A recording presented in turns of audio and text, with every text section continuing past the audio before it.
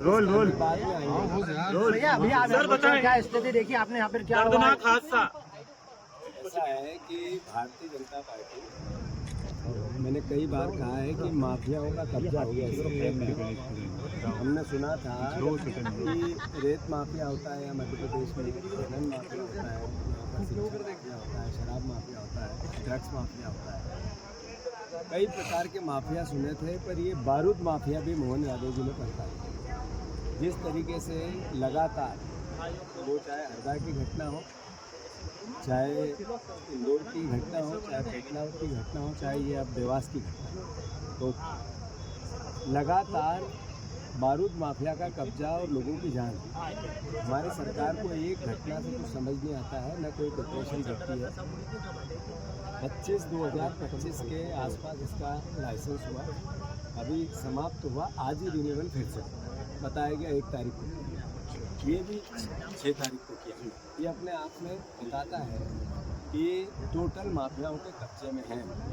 जो परमार साहब हैं, मालवी साहब, जिनके नाम से मालवी जी के लाइसेंस है, उनका आर्थिक स्थिति ऐसी नहीं कि इतने बड़े कैंपस को वो मैनेज करें। वो बीजेपी के नेताओं के संरक्षण में पैसा किसी और का है, नाम किसी और का है, मतलब असल में बीजेपी का है।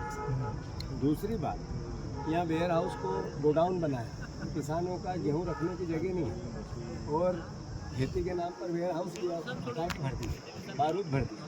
ये जो बारूद आया, मोदी जी ने कहा विदेशी चीज़ें नहीं लाना क्योंकि हमारी विदेशी मुद्रा जाएगी। ये चाइना का बारूद लेके आया, चाइना के माल के बहिष्कार कर रहे थे, ये चाइना का माल ला रहे थे। ये बीजेपी के लोग, इनका असली चाल चरित्र मौतें कितनी हुई ये भविष्य में और दिखेगी। पर हमारा जहाँ संज्ञान है कि 5 लोग 6 लोग और क्रिटिकल हैं, 3 की मौत हो गई, 9, 10, 11, 12 भी हो सकते हैं। आप देखो, भारतीय जनता पार्टी की सरकार का चरित्र सामूहिक हत्याकांड का बना। सामूहिक हत्या करने में मोहन यादव की सरकार को महारत है। अभी क्रूज में सामूहिक हत्याएँ की, उससे पहले को सिरप की छिलवाड़ा में सामूहिक हत्याएँ की, उससे पहले इंदौर में भागीरथपुरा में जहर से सामूहिक हत्याएँ की, फिर इसके बीच में आदिवासी जो एक साथ 15-20 एक्सीडेंट होकर मर गए थे, वो भी सरकार की लापरवाही थी, वो सामूहिक हत्याएँ की।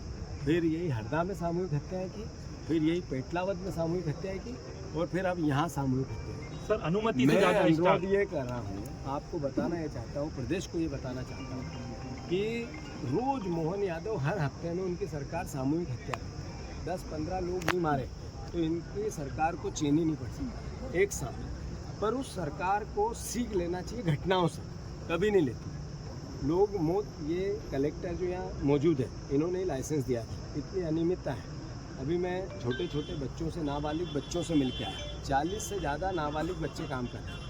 ये किसकी ड्यूटी है इनको देखने की?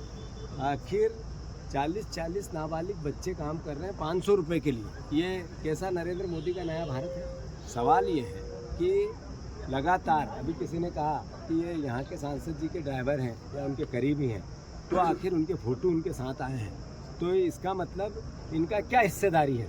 ये तो विचार करने की बात है।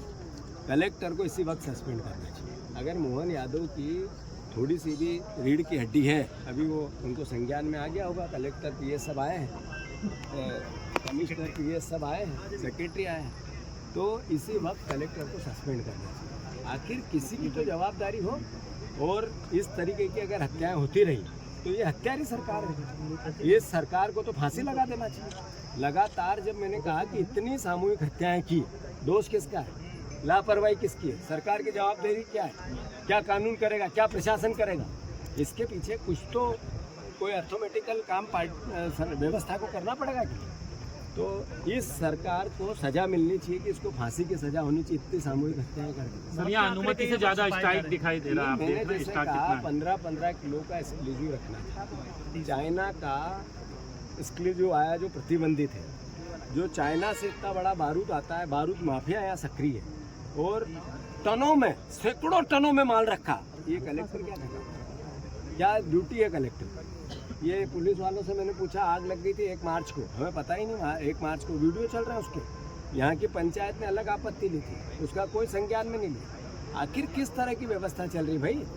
तो ये माफियाओं का 5वीं मंजिल पे जो कब्जा हुआ उसका हत्याकांड है और ये लगातार वो हत्याकांड उसी तरीके से आप देख रहे हैं नजदीक से ही नेशनल हाईवे। स्वाभाविक है, सारी अनियमितता वो नेशनल हाईवे का हो, पेट्रोल पंप का हो, ये जो नाव इसके बनने चाहिए उसकी घटना हो, छोटे नाबालिग बच्चे हो, लाइसेंस का सीमा खत्म हो गई थी वही आज रिन्यूअल पिछली तारीख में किया करना हो, यही कलेक्टर था जिसने पहले किया, यही कलेक्टर था अभी रिन्यू किया, आग लग गई उसके बाद भी नहीं देखा गया, ये गोडाउन में इतने बड़े विवो भरे हुए हैं, आखिर इसकी सबकी जवाबदेही किसकी है? आखिर कलेक्टर को पद पे इतनी देर रहने कैसे दिया?